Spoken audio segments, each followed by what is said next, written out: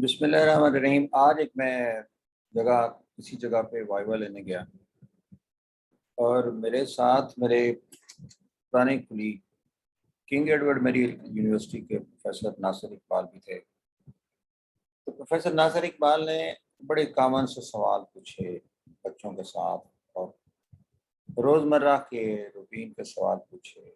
जैसे ये पूछा कि कोरोना क्या होता है, कितनी तरह के कॉमनेस्ट वायरसेस हैं, और कोरोना क्या कॉम्प्लिकेशंस करता है, कोरोना के वैक्सीन के बारे में आप क्या जानते हैं, और इस तरह के दूसरे सवाल के पाकिस्तान में कौन से वायरसेस ऐसे हैं जो कैंसर करते हैं, लोअर पंजाब में कौन सा वायरस है जो बहुत कॉमन है, और हेपेटाइटिस सी के क्या कॉम्प्लिकेशंस हैं। तो मुझे अफसोस हुआ कि वो बच्चे जिन्होंने कल डॉक्टर बनना है, आम पब्लिक के तो छोड़ के, लेकिन वो बच्चे जिन्हें आम डॉक्टर बनना है, उनको ना तो कोरोना के पूरे नाम से मालूम था कि कोरोना वायरस के पूरा नाम क्या है, ना ही ये था कि कौन से वायरसेस ऐसे हैं जो कैंसर काज करते हैं, और ना ही ये मालूम था कि लोअर पंजाब में हेपेटाइटिस सी जो है वो कैसे फैलता है, और हेपेटाइटिस सी के फैलने के बाद किन मसाइल से इंसान दो चार होता है। और तो मैंने सोचा कि मैं आज सबसे पहले तो कोरोना के बारे में उन्हीं बच्चों के लिए एक वीडियो बनाऊं और उन्हीं बच्चों को शेयर करूं, ताकि वक्त के साथ साथ उन्हें एहसास हो, खुद तो महसूस हो कोरोना वायरस क्या है, इसका असल नाम क्या है, इसकी क्या क्या कॉम्प्लिकेशंस हैं, इसकी क्या पैथोजेनिसिटी है, और इसकी वैक्सीन जो है वो कितनी तरह की है, और वैक्सीन जो है वो पाकिस्तान में जो साइनोफार्म लगाई जा रही है, बच्चों को ये नहीं मालूम था कि उसका असल हकीकत क्या है।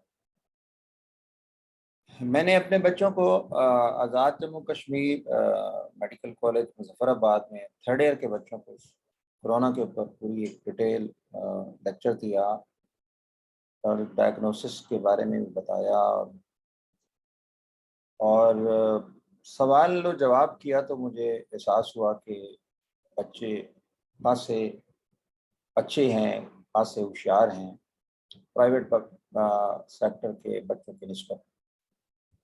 तो मैंने उनसे भी वादा किया था कि मैं आपको कोरोना की एक पूरी प्रेजेंटेशन भेजूंगा। तो आज के मेरे कोरोना की प्रेजेंटेशन का मेन ऑब्जेक्टिव ये होगा कि लर्निंग ऑब्जेक्टिव में what is corona, what is the name of the corona, how it spreads, what is the pathogenicity, what are the different uh, systems which are uh, damaged, and what is the criteria of uh,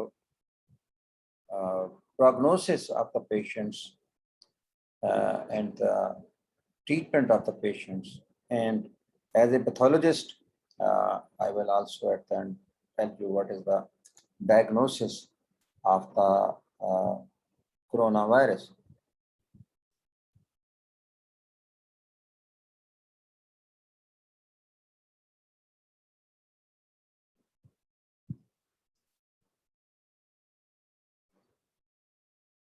तमाम doctors के लिए और तमाम तलबा के लिए, और ये मैं बता दूं कि मेरे ये एकेडमिक एक्टिविटी किसी कंपनी के लिए नहीं है, ना ही किसी फिनंशियल बेनिफिट्स के लिए है, और ना ही मुझे किसी से कन्फ्लिक्ट ऑफ इंटरेस्ट है।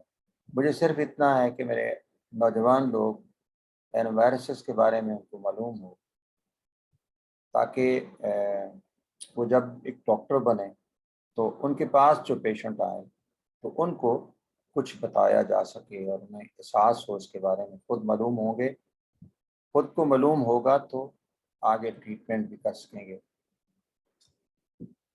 ये सबको मालूम है कि ये वायरस जो है कहाँ से फैला और कब फैला, सबको महसूस मालूम है कि इस वायरस का जो सबसे पहले जो इन्फेक्शन हुई और जो डेथ हुई वो वुहान में हुई। ऐसा था कि वुहान में देखा गया कि कुछ लोग एक ही किस्म की अलामात के साथ आ रहे हैं और हॉस्पिटल में आ रहे हैं। हॉस्पिटल के डॉक्टर ने देखा कि ये सबको एक मिलती जुलती एक किस्म की अलामात हैं और उनको शॉर्टनेस ऑफ ब्रेस्ट हो रहा है। और उनमें से अक्सर की जो शिकायत थी वो वहाँ के जो मछली मंडी है या वहाँ पे गोश्त मंडी है या वहाँ से जो उनका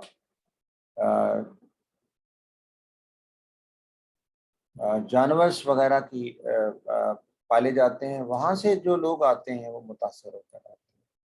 फिर महसूस हुआ कि ये कुछ ने चमगादड़ का सूप पिया है और चमगादड़ के सूप के बाद फिर जब वो वायरस जो था वो वायरस या वो बीमारी जो चमगादड़ों के ज़रिए से इंसानों में आई और उसके बाद वो एक इंसान से दूसरे देखते ही देखते पूरा 10 मिलियन का जो शहर है वुहान वो लॉकडाउन हो गया। जब लॉकडाउन हो गया तो फिर लोगों को महसूस हुआ कि ये कोई वायरस है। तो एक सिंपली सबसे पहले तो इसका नाम ये है कि इसका नाम है सार्स कोवी 2। इसका सार्स कोवी 1 आया था, एक मर्स आया था। सार्स कोवी 1 भी चाइना से आया था। सार्स को मर्स भी पहले सऊदी अरब में फैला था। उनकी डिटेल मैं आगे चलकर बताऊंगा। तो उन्हीं के ख़ानदान का एक वायरस है जो अब 2019 के अंदर ये दोबारा फैला और देखते ही देखते पूरी दुनिया को 2 साल के लिए इसने नाकुचन चबा दिया। ये वायरस देखा गया कि ACE रिसेप्टर्स हैं, एंजियोटेंसिन 2 रिसेप्टर के साथ अटैच होता है और फिर आगे चलता है। इसको भी हम डिटेल में देखेंगे। और ये भी शुरू में महसूस हुआ कि सबसे ज़्यादा लंग्स को इन्वॉल्व करता है, लंग्स को डैमेज करता है। लंग्स के बाद ये देखा गया कि हार्ट को डैमेज करता है। फिर हार्ट के बाद देखा गया कि वो किडनी को डैमेज करता है। किडनी के बाद फिर देखा गया इंटेस्टाइन्स को और ब्रेन को। तो कॉमनली इन सब में ज़्यादा इन निज़ामों को, इन सिस्टम को ज़्यादा इन्वॉल्व करने की वजह ये थी कि उनके यहाँ ACE रिसेप्टर ज़्यादा होते हैं। और फिर इसको टेस्ट करने का एक तरीका दिया गया जिसको PCR का टेस्ट, रियल टाइम PCR शुरू में। और ये वो एक समरी सी थी और हम इसको डिटेल में इसके बेसिक देखते हैं कि इसका नाम जो है वो जो ऑफिशियली जो साइंटिफिक नेम वायरस का जो नाम, वायरस का नाम जो है वो कोरोना तो फैमिली है, सार्स कोव वायरस है और इससे जो बीमारी आती है उस बीमारी का नाम जो है वो कोविड। और इसके जो फीचर जो कॉमन ज़्यादा वैसे तो वेरिएबल है लेकिन ज़्यादातर जो देखा जाता है बुखार आता था, खांसी आती थी, पास शुरू में तो सर्दी भी लगती थी, खुश्क खांसी कहा जाता था। इसके अलावा मैदे का दर्द भी बाद में आया, डायरिया भी आया। के अंदर वेरिएबल किस्म की वैक्सीन UTI के साथ भी आया उसके साथ। अगर हम वायरस को देखते हैं तो सार्स कोवी 2 वायरस जो है, कोवी कोरोना वी उसकी दूसरी फॉर्म है, ठीक है। ये एक सिंड्रोम के नाम है पूरा, तो रेस्पिरेटरी सिंड्रोम है, उसके नाम से सार्स कोवी 2 इसका नाम गया है। तो इसको अगर देखा जाए तो ये क्राउन ताज की तरह है और इसके एक जीन है और उसके बाद उसका जो इंफॉर्मेशन है जेनेटिक कोड्स है काफ़ी। चाइना ने ये बता दिया था फरवरी में कि इसका जीनेटिक मैपिंग करके कि इसके अंदर क्या है और इसकी कुछ प्रोटीन्स हैं, कुछ स्ट्रक्चर प्रोटीन्स हैं, कुछ नॉन स्ट्रक्चर प्रोटीन्स हैं। और इसकी आगे एक पिक्चर चल के मैं दिखाऊंगा कि जो SARS S severe E acute or respiratory S syndrome. Severe acute respiratory syndrome. Corona virus, पहले इसको नोवल वायरस कहा गया, फिर इसका नाम WHO ने नाम दिया। तो ये मर्स भी इस तरह का जो मिडिल ईस्ट रेस्पिरेटरी सिंड्रोम है, और ये सऊदी अरब में ऊँटों के जरिए से फैला। हम डिटेल में इसको देखते हैं कि ये, जैसे मैंने आपको डिटेल में बताया कि ये कोरोना वायरस है, बाउंस सा है, पहिए की तरह है, और पहिए के उसके ऊपर कुछ प्रोजेक्शन है, जैसे पहिए को घुमाया जाता है। इसके अंदर जो इसकी स्ट्रक्चरल प्रोटीन है, खूबसूरत, अंदर से उसको न्यूक्लिक कैप्सिड कहते हैं।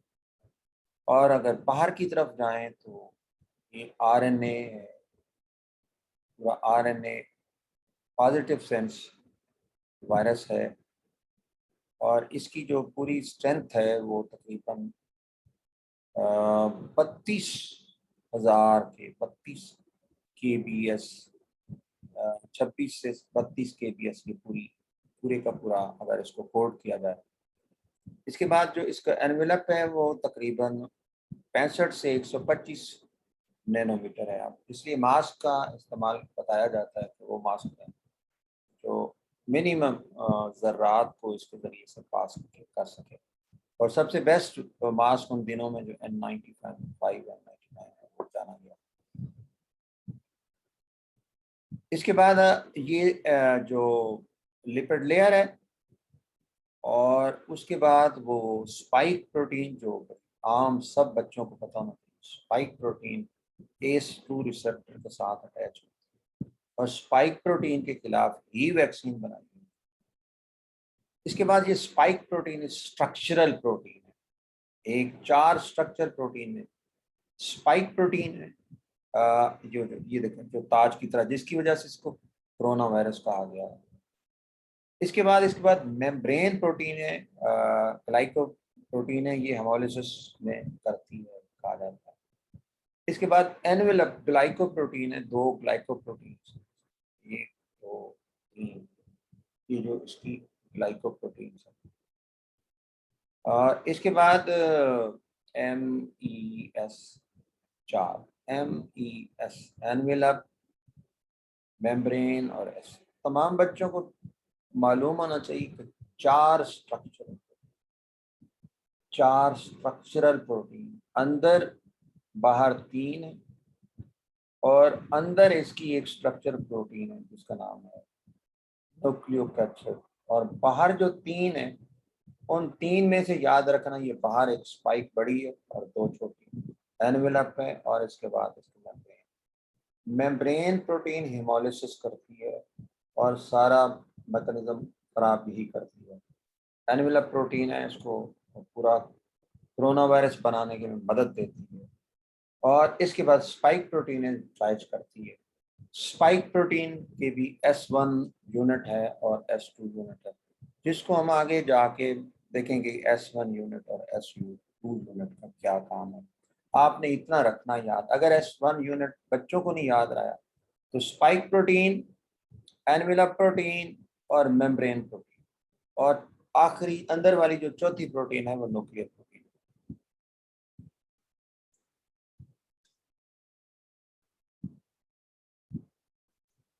अब इसके बाद फैला कैसे, ये पहला जो सवेयर अक्यूट रेस्पिरेटरी SARS-CoV-1 था, चाइना से फैला। ये जो कोविड बिल्लियों की तरह है, कोविड उनसे फैला। इब्तदाई तौर पर ये बैट में रहता है, बैट से इन जानवरों में आया, इन जानवरों से इंसान में आया। इसके बारे में अभी कुछ बात है कि किस तरीके से। तो इसका इंटरमीडिएट एनिमल जो है, बैट से इंटरमीडिएट मुख्तलिफ एनिमल्स में आता है, मुख्तलिफ एनिमल्स के बाद ह्यूमन में आता है। अब ये ह्यूमन वायरस है। इसको अगर आप देखें तो ये जो सबसे पहले जो आपका, जिसको मैंने SARS-CoV-1 कहा, 2002 में फैला, बैट से सिविट बिल्ली में आया, और उसके बाद इंसान में। और उस जमाने में 8000 बंदों में से 800 बंदे मर गए। तकरीबन देखा जाए तो 10% मोर्टेलिटी। फिर मिडिल ईस्ट 10 सालों के बाद ये आ रहा है। 2012 के बाद ये वायरस जो है, फिर वो बैट से कैमल के बाद ह्यूमन, ये ज़्यादा खतरनाक था। 2500 लोगों में से तकरीबन 850 लोग मर गए। और ये जो है बैट से पिंगुइन में आया और उसके बाद इंसानों में। इसकी जो मॉर्टेलिटी है वेरिएबल है। और अभी ये तो बहुत पुरानी है, अब तो मिलियंस में चली गई। तो उसके हिसाब से ये पुरानी प्रेजेंटेशन थी। तो अब तो 2.5 से लेके 3.5 तक इसकी जो देखी गई है मोर्टेलिटी रेट देखा गया है। इसके बाद जो आउटब्रेक है, इसकी कई आउटब्रेक्स हुई हैं हमारे पाकिस्तान में। तो 26 फरवरी को सबसे पहला केस आया। सबसे पहले 26 को पहला केस आया, 26 फरवरी को पिछले साल केस आया। पहली लहर आई और पहली लहर के बाद दूसरी लहर आई, दूसरी लहर के बाद तीसरी लहर आई और चौथी लहर 1 जुलाई 2021 से शुरू होके अभी अब डाउनलोड कहाँ ख़त्म होने को है, काफ़ी हद तक ख़त्म होने को है। ये ज़रा ज़्यादा लंबी थी। तो चूँकि दुनिया ग्लोबलाइज है और इसी वजह से चाइना से पूरी दुनिया में फैला। और जो था इसका बाद जो है पूरी दुनिया इससे कंसर्न है, क्योंकि इंटरनेशनली तौर पे इसने बहुत सारे लॉकडाउन की वजह से इकोनॉमिकल लॉस किया, इंसानों की जानें भी गई और कितने प्यारे लोगों की जानें इस दुनिया में। जैसे मैंने आपको कहा कि जो ये जो हर वेव के अंदर जो वायरस है, पहले कहा गया कि बूढ़ों में होता है और बच्चों में नहीं होता, फिर कहा गया कि जवानों में आता है, फिर जवानों के बाद उसके बाद अब बच्चों में भी आना शुरू हो गया जो डेल्टा वायरस है। इसी वजह से इनकी साइन और सिम्टम भी हैं वो तब्दील होते रहे हैं। कभी ड्राई कफ से आया तो कभी रनी नोज से आया, कभी रनी नोज से आया। लेकिन कुछ सिम्टम जो हैं वो जैसे अनोस्मी आए, सूंघने की खुशबू चली जाती है और कुछ चखने की खुशबू चली जाती है, नर्व्स को इन्वॉल्व करता है। इसके बाद इसकी कैटेगरी में देखा जाता है कि माइल्ड कैटेगरी जो है, कुछ तो ए सिम्टम्स हैं, बहुत सारे लोग देखा गया ये सिम्टम उनके अंदर कोरोना वायरस अगर पीसीआर टेस्ट कराया जाए तो पॉजिटिव आता है, अदरवाइज वो नहीं आता। और उनका दूसरा तरीका है कि काफ़ी अर्से के बाद जब इम्यूनोग्लोबिन आईजीजी चेक कराते हैं तो उनके अंदर आईजीजी होता है। इस तरह जब ये मॉडरेट कंडीशन में चला जाता है तो फिर उसके बाद डिफिकल्टी ऑफ ब्रीदिंग होती है, ऑक्सीजन जो है उसकी डिमांड बढ़ जाती है और उसके बाद पेशेंट को एडमिट करना पड़ता है। इसके बाद सीरियस जो है 0.5% लोग होते हैं और उनके अंदर उन 0.5 में 2% के करीब या 3%, 3.5% के करीब। ये तो जब कोरोना पूरा ख़त्म होगा उस हिसाब से जाके महसूस होगा कि इसकी क्या मोर्टेलिटी है। जैसे जैसे ये अपने रंग बदलता जा रहा है, इसकी मोर्टेलिटी साइन सिम्टम तब्दील होते जा रहे हैं। ये फिर जो स्ट्रक्चरल प्रोटीन और नॉन स्ट्रक्चरल प्रोटीन के बारे में डिटेल में दिया है ताकि बच्चों को महसूस हो सके। ये एक स्लाइड है कि envelope protein, S protein, E protein, M protein, genomic protein का नाम है, N protein, 27 to 29 non structural protein. Spike protein के खिलाफ जो ACE2 के साथ अटैच होता है, उसके बाद gains the entry inside the cell. इसी वजह से उसको रोकने के लिए उसके बनाई गई वैक्सीन बनाई गई। जितनी भी वैक्सीन बनाई गई है फिलहाल उनका जो मैकेनिज्म है वो उसकी जो बेस है वो स्पाइक प्रोटीन है। मैकेनिज्म हर एक का बनावट मुख्तलिफ है लेकिन मैकेनिज्म वैक्सीन सबका एक है। स्पाइक प्रोटीन के खिलाफ एंटीबॉडी बनाते हैं। ट्रांसमिशन जो है इसका ज़्यादातर ये है कि सांस के ज़र्रात से, छींकने से, खांसने से, सांस लेने से, जिसको आप ड्रॉपलेट इन्फेक्शन कह सकते हैं। और इसके बाद ये जो लार्जेस्ट ड्रॉप, ये मुख्तलिफ खांसने से काफ़ी दूर तक चला जाता है। वैसे आम हालात में सांस जो है वो 6 फुट तक इन्फेक्शन को फैला सकता है। इसलिए डिस्टेंस कहा गया, सोशल डिस्टेंस 6 फुट का इसलिए रखा गया है। Travelling long distance on air current is generally not a significant factor. हवा में उड़ के किसी और जगह पे नहीं पहुंचता। और एक अगर किसी फॉर्माइट इन्फेक्शन की बड़ी कम है, शुरू में कहा गया कि सरफेसेस के ऊपर पड़ा होता है वो भी इन्फेक्शन करता है, लेकिन अब इतना नहीं देखा गया। ज़्यादातर डिपेंड करता है कि वह पेशेंट से आपको डायरेक्ट रेस्पिरेटरी इन्फेक्शन से मिले, ड्रॉपलेट इन्फेक्शन से मिले। स्टूल के ज़रिए से भी फैल सकता है। हम कोमोड एक दूसरे का इस्तेमाल करते हैं पेशेंट का, उसके ज़रिए से ये फैल सकता है। फिर इसके बाद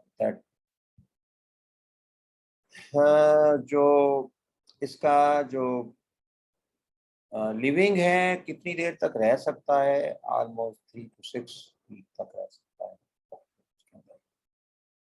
और इंक्यूबेशन पीरियड वेरिएबल है, 2 से 14 दिन है और 24 दिन तक इसको कहा जा सकता है। तो डेल्टा वायरस जो है वो ज़्यादा रैपिडली स्प्रेड होता है और नॉट उसका बहुत ज़्यादा है। इसको अगर मैं देखूं, कंपेयर पुरानी तस्वीर से देखूं, तो ये जो नॉट है इसका काफ़ी, अब होता क्या है कि वायरस जो है ये जब हमारे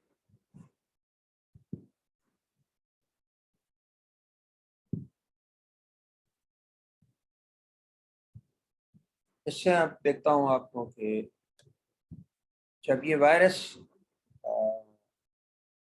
ACE2 रिसेप्टर के साथ अटैच होता है, ACE2 रिसेप्टर के साथ अटैच होने के बाद ये ट्रेकिया, ब्रोंकाई, ब्रोंकियोल और फिर एल्वियोलाई के अंदर आ जाता है। जब ये एल्वियोलाई तक पहुंचता है तो यू नो द एल्वियोलाई के 2 तरह के सेल होते हैं, एक टाइप 1 और टाइप 2। टाइप 2 आपको पता है सर्फेक्टेंट स्क्रीट करते हैं, उसको पेटेंट रखते हैं, उसकी अगर ये ना हो तो फिर कोलैप्स होने का खतरा है। इसके बाद आपको वापस उस जो ये होता है कि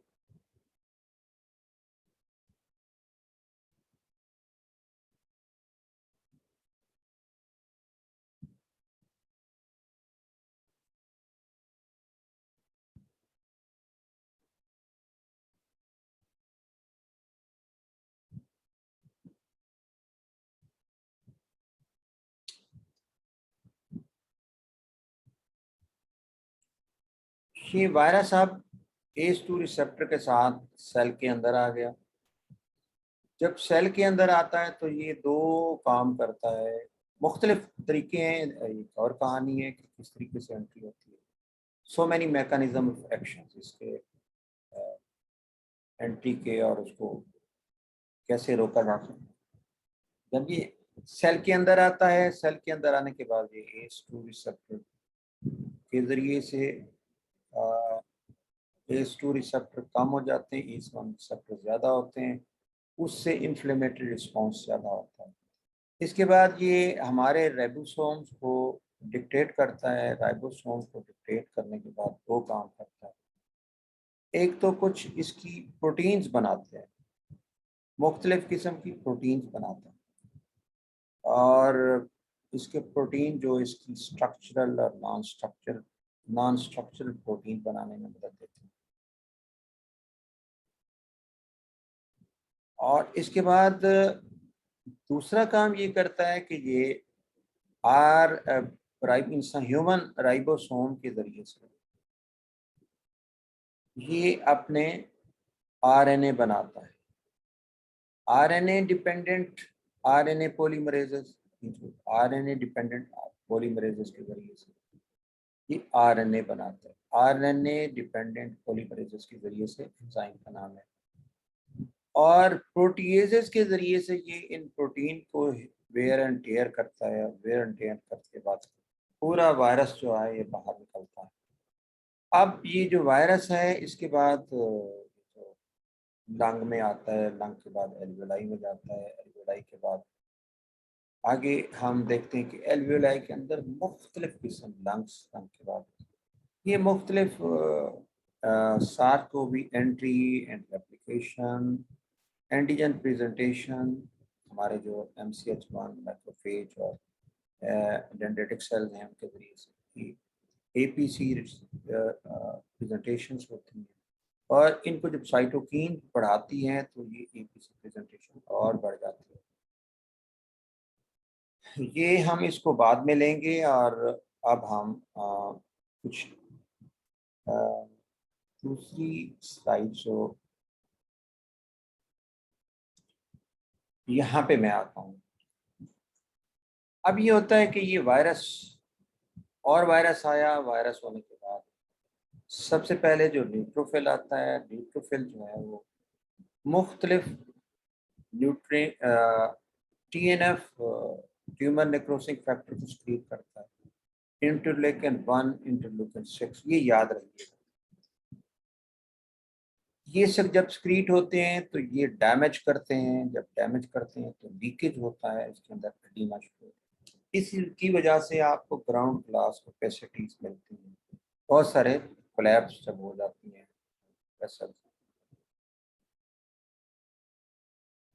इसके बाद आप ये देखें कि ये जो ब्लड वेसल्स, ये जो मेन कॉम्प्लिकेशंस है वायरस से ज़्यादा इन्फ्लेमेटरी रिस्पांस में। इन्फ्लेमेटरी रिस्पांस में जो यहाँ पे जो इंटरस्टिशियल स्पेस होती है बिटवीन ब्लड वेसल और ये कम होते हैं। जब ब्लड वेसल्स के डैमेज होता है तो ये एडिमा अंदर की तरफ भी जाता है और बाहर की तरफ भी जाता है और इसके बाद बाद में ये फाइब्रोसिस हो जाती है और ये कोलैप्स हो जाता है ये और इससे फाइब्रोसिस हो जाती है। और जब ये फाइब्रोसिस हो जाती है तो आप देखिए हाइपोक्सिया होता है। जब हाइपोक्सिया होता है तो वर्क ब्रीथिंग बढ़ जाती है, जिसकी वजह से रेस्पिरेटरी डिस्ट्रेस होता है। इसके बाद in the long standing cases of cells और मैक्रोफेजेस फाइब्रोसिस तो आपको एक कंसोलिडेशन की तरह चलता है। मैक्रोफेजेस क्या काम करते हैं? हमारे macrophages interleukin 1, interleukin 6 tumour necrosis factor secrete करते हैं मैक्रोफेजेस। और इसके बाद जो न्यूट्रोफिल क्या काम करते हैं, यहाँ जो ये न्यूट्रोफिल आते हैं ये करते हैं रेस्पिरेटरी रिएक्टिव ऑक्सीजन स्पीशीज करते हैं और प्रोटीएजेस और इसके हमारे जितने भी प्रोटीन हैं उसको लाइसिस करते हैं। जब एडीमा एल्वियोलर एडीमा बढ़ता है तो जो हमारे जो टाइप 2 जो एल्वियोलर सेल्स होते हैं टाइप 2 वो सरफेक्टेंट स्क्रीट करना कम हो जाते हैं, तो सरफेक्टेंशन बढ़ जाती है और एल्वियोलर कोलैप्स हो जाता है, तो जिसकी वजह से सारे सिम्टम्स आते हैं। मैं अब दोबारा वापस चलता हूँ आपको ये दिखाने के लिए।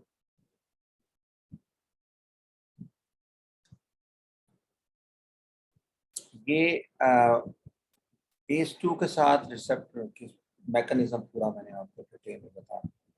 अब इसकी म्यूटेशंस हो रही हैं। जब म्यूटेशंस हो रही हैं आपने देखा कि पहला वाइल्ड टाइप का या वो हॉर्न टाइप का जो वायरस था वो चेंज हुआ। 5 वेरिएंट ऑफ कंसर्न इस वक्त हैं। यूके वायरस है, यूके वायरस के अंदर भी ये हुआ कि ACE2 रिसेप्टर से अटैच होने वाली स्पाइक प्रोटीन S1 के अंदर तब्दीली, S2 के अंदर इसका जो S2 यूनिट है उसके अंदर तब्दीली नहीं हुई। इसके बाद साउथ अफ्रीकन वायरस है। शुक्र है कि साउथ अफ्रीकन वायरस कम आया है। साउथ अफ्रीकन वायरस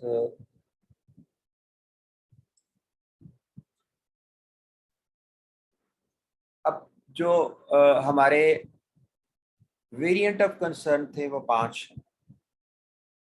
एक तो साउथ, एक सबसे पहले क्या हमारे यूके वायरस है। यूके वायरस के बाद दूसरा साउथ अफ्रीकन वायरस है। साउथ अफ्रीकन के बाद जो P1 जो है, जो ब्राजीलियन वायरस है, और बहुत ज़्यादा खतरनाक था, लेकिन वो नहीं फैला ट्रांसमिशन। डेल्टा, डेल्टा के बाद जो है म्यू, और लेमडा भी है, छठा भी है, लेकिन म्यू खत्म होने लगा। अब एक ज्यादा प्रीडोमिनेंट कर रहा पूरी दुनिया में, 70 से 80% तक है। तो ये जो म्यूटेशंस होती हैं, ये इसके जो एस प्रोटीन है ना, एस प्रोटीन के दो यूनिट हैं, S1 और S2। S2 फ्यूजन प्रोटीन होती है, S2 के साथ डिटैच होना होता है इसे। अब हमारे अपनी ही हमारे यहाँ कुछ रिसेप्टर्स होते हैं, हमारे एंजाइम जो हैं S1 S2 जल्दी काट देते हैं, सीजर सी होती है, मैं काट देते हैं। जब वो कट ऑफ होता है तो S2 यूनिट जल्दी डिटैच होता है। जिन वायरसेस, कोरोना वायरस के उन वेरिएंट्स के अंदर, जिन वेरिएंट्स के अंदर हमारा RNA एंजाइम जो है वो ज्यादा कट करके इजीली उसको रैपिडली S2 को डिटैच करता है, वो वायरस सारे के सारे ट्रांसमिशन उनकी रैपिड है। इसलिए डेल्टा वायरस बाकी सब वायरस से 90 टू 100% ज्यादा वो ट्रांसमिट होता है। Many changes are seen in delta virus. और डेल्टा वायरस का जो दूसरा नाम है B617.1 है। ये जो चेंजेस आई हैं, ये for scientific purpose, for advance study, ये एंजाइम है। ये इस एंजाइम, जब ये आपको एक लंबी इससे हमारे लंबी चौड़ी लिस्ट दी गई है हमने 40, ये अमाइनो एसिड एक जगह से दूसरी जगह चेंज हो गए,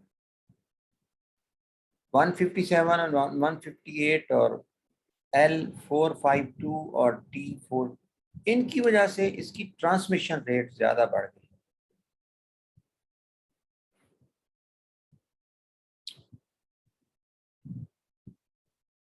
ये मैंने एक मैकेनिज्म कहा कि ये जब वायरस आता है, जब वायरस जो हमारे इंटरफिरान सेल्स की हमारे जो बन रहे होते हैं, इंटरफिरान सेल्स को इंटरफिरान नहीं बनने देता। जब इंटरफिरान नहीं बनने देता तो एक सेल और दूसरे सेल को महसूस नहीं हो सकता कि कोई वायरस आ गया। इस वजह से ये आपस में वायरल एंजाइम जो होते हैं, हेलिकेज, RDP, ये मुख्तलिफ एंजाइम्स हैं। ह्यूमन सेल IRF3 और MDA5 आर डी कोडेड, ये सब डी कोड हो जाती है। नो 3, और इसमें आपका 3 और 4 नहीं, स्टेप्स नहीं होते। और नो इंटरफेरेंस सिंथेसिस, जब इंटरफेरेंस सिंथेसिस नहीं होता तो सेल का जो सिक्योरिटी सिस्टम है वो नाकाम हो जाता है। जब किसी का रडार नाकाम हो जाता है तो फिर दूसरे मुल्क के जो तैयारे हैं वो हमला कर देते हैं। इसलिए ये भी, इसका भी नाकामी की वजह से, इंटरफेरेंस की नाकामी की वजह से वायरस बड़ा तेजी से फैलता है। ये मुख्तलिफ दूसरे वायरसेस हैं कि दूसरे वायरसेस क्या करते हैं। साइटोमेगैलो वायरस जो होता है decreases the immunity because there is no transcription and translation of thymus. Polio virus जो है था डिकोड्स mRNA सिस्टम्स का। इन्फ्लुएंजा वायरस जो है cuts the mRNA by splicing and ribosomes के नॉट बी। वो हमारा जो DNA रीड ही नहीं कर सकता, हमारा जो राइबोसोम्स हैं वो RNA को रीड ही नहीं कर सकता, और सिर्फ ह्यूमन वायरल RNA को रीड करता है। ये जो SARS-CoV-2 का, जैसे मैंने पहले बताया, जो वायरल एंजाइम हेलिकेज है, ये इनको डी कोड करते हैं। There are so many ways of destruction. There are so many ways of destruction of human cell by the 3 वे नहीं है, और भी बहुत सारे हैं। Destruction of the transcriptional system and human cell can not make normal messages. जो आपका normal messages होता है ना, वो नहीं बन सकते। यानी हमारे नॉर्मल मैसेजेस बनाने वाले कोड्स हैं MD5 and R1G1 and then there is no synthesis of, तो ये हमारा मैसेजेस सिस्टम को नाकाम करता है। Then there is no translation and no more messenger RNA which asks the ribosomes to make the interferon through coronavirus enzyme. कौन सी enzyme है उनकी? NSP16। तो जो वायरस की NSP16 जो है makes the U1 and U2 of the human nucleus incapable of inhibiting the splicing somes। हमारे जो हमारा मैसेंजर, इसका सिंपल सा ये मकसद है कि हमारा जो रा mRNA है ना वो नहीं बन सकता। There is no inhibition of the translation of the coronavirus inhibited normal messenger RNA with ribosomes and there is no production of, एक तो प्रोडक्शन नहीं होती, जो बन चुका है उसको स्क्रीट नहीं होना देता। जो मैसेंजर आरएनए बन जाते हैं ये वायरस उसको स्क्रीट नहीं होना देता। हाँ, ये जो हमारे सबसे ज्यादा डैमेज है ना, याद रखना, वो हमारा वास्कुलर सिस्टम है जो है ना, हमारा एंजियोटेंसिन 1 या एंजियोटेंसिन 2 सिस्टम है। एंजियोटेंसिन 1 जो है एक पूरी आगे मैं डिटेल जाके उसको बताता हूँ। ये एंजियोटेंसिनोजिन जो है लीवर स्क्रीट करता है और इसके ऊपर रेनिन किडनी से स्क्रीट होती है, एंजियोटेंसिन 1 बनती है और लंग से ACE2 या ये स्क्रीट होते हैं एंजाइम। ये एंजियोटेंसिन 1 को एंजियोटेंसिन 2 में कन्वर्ट कर देता है और ये सारा मुख्तलिफ सिस्टम जो है ना हमारे निज़ाम को, नॉर्मल निज़ाम को, कीमोस्टेसिस को करता है, मेंटेन करता है। मैकेनिज्म ऑफ वायरल इन्फेक्शन जो आपको दिखाता हूँ कि नंबर 1 मैकेनिज्म है कि वायरल जो इन्फ्लेमेटरी सिस्टम है, वायरस हमारे सिर्फ जाके छेड़छाड़ करता है हमारे इन्फ्लेमेटरी सिस्टम। दोबारा कह रहा हूँ, वायरस हमारे सेल के निज़ाम तहफ़्फ़ुज़ को कमज़ोर करता है, हमारे निज़ाम तहफ़्फ़ुज़ को कमज़ोर करता है।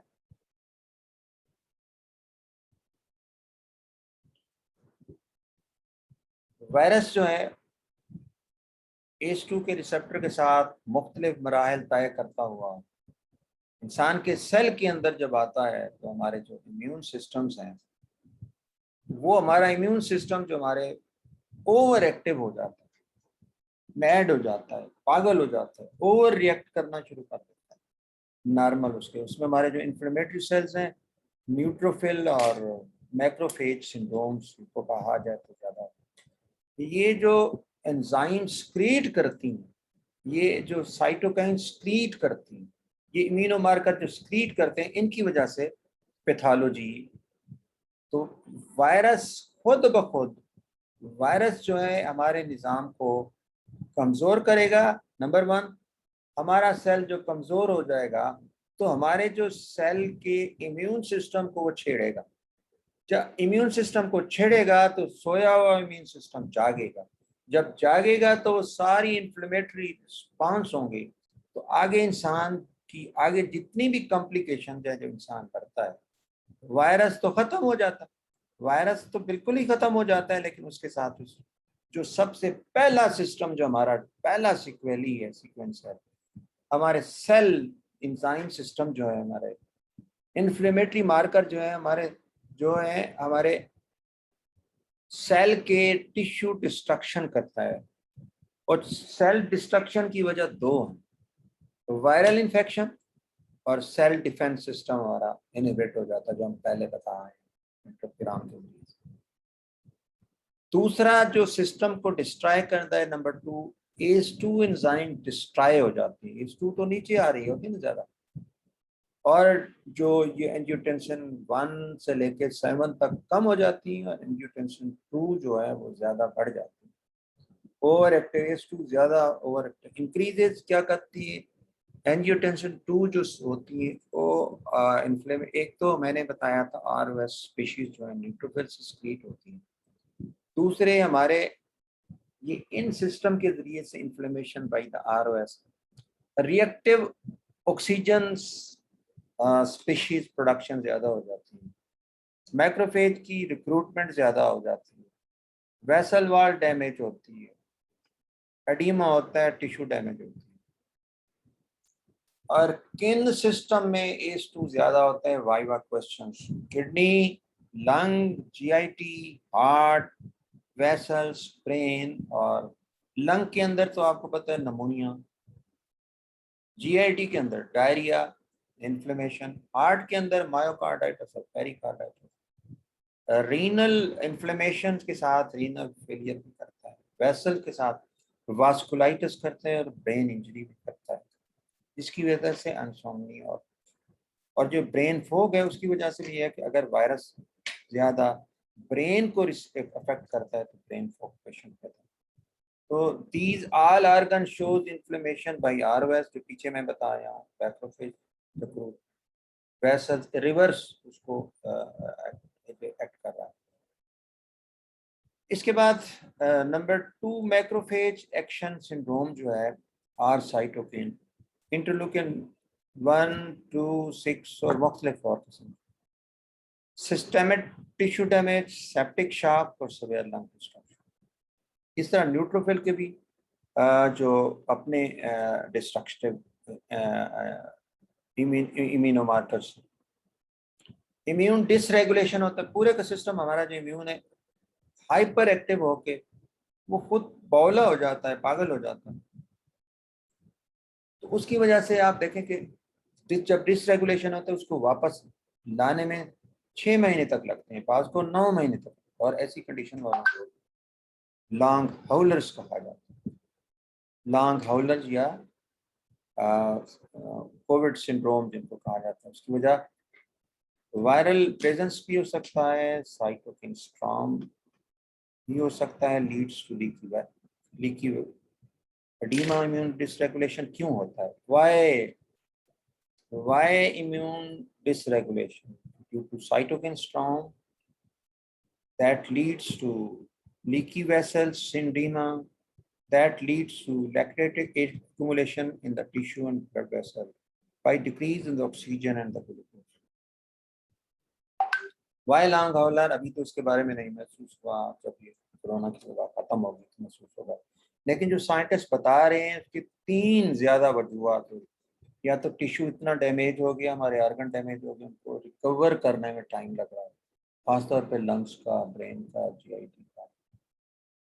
और इसके बाद दूसरा ये जैसे बताया कि इम्यून सिस्टम इतना डिसरेगुलेट हो गया कि वो उसके हमारा जो B सेल और T सेल या हमारा इनेट सिस्टम और इतना थक जाता है, जैसे एक सैलाब आता है, सैलाब को उतर जाता है, सैलाब जो है उसका जो दलदल है काफ़ी अरसे तक रहती है, और सैलाब के असरात काफ़ी असर, एक जल्जला आ जाता है और जल्जले के बाद जो पोस्ट यानी अर्थक्वेक्स इफेक्ट होते हैं वो बहुत ज़्यादा है। ये भी एक जल्जला है, ये तूफान है, ये वायरस, इसको आसान ना समझेंगे। इसके बाद तीसरी वजह होती है वायरस के रेजिडुअल होता है या फिर कुछ कैरियर्स होते हैं। पहला जो हमारा सिस्टम को डैमेज करता है, सिस्टेमिक डैमेज, टिश्यू डैमेज में पहला जो हमारा डैमेज हो रहा है वो हमारा लंग, और लंग के अंदर एटिपिकल नमोनिया, जो ये बताया मैंने, सारा सिस्टम करके बताया, इसकी जो लीकेज होती है, ये मोनोसाइट्स क्या सिक्रीट कर रहे हैं, हमारे न्यूट्रोफिल, प्रोटीएजेस, और तो इससे हमारे एल्वेलर सिस्टम डैमेज होता है। ये इंटरस्टिशियल नमोनिया भी होता है। इसके बाद इसको एटिपिकल नमोनिया कहते हैं। बाद का टिपिकल नमोनिया भी होता है, लेकिन ज़्यादातर atypical pneumonia. Acute respiratory syndrome, hypoxia के बाद जब हाइपोक्सिया होता है, ऑक्सीजन दूसरे लोगों में जा नहीं रही होती, ये जो वेसल के साथ है, मैं आगे दिखाता हूँ। हाइपोक्सिक डैमेज, हाइपोक्सिया किसी सिस्टम को भी डैमेज करता है, हार्ट को, ब्रेन को, वेसल्स को, किसी को भी, और फिर इसके बाद आर्गन फेलियर। ये जो कंसोलिडेशन का सिस्टम है, ऑक्सीजन वैसे तो नॉर्मल आ रही है लेकिन एक्सचेंज नहीं हो रही है। जब ऑक्सीजन एक्सचेंज नहीं हो रही तो क्या होता है, ये लीकेज के साथ ये एडीमा और ऑक्सीजन लंग कोलैप्स हो जाता है। बुखार क्यों होता है? बुखार होने के बाद हमारे हेल्प थैलेमस को ये सिस्टम, ये जो मैसेज जाता है, ये जो मैसेज हमें हमारे एपिथेलियल सिस्टम को जाता है, उससे जो ट्यूमर नेक्रोसिंग फैक्टर, इंटरल्यूकिन 1, इंटरल्यूकिन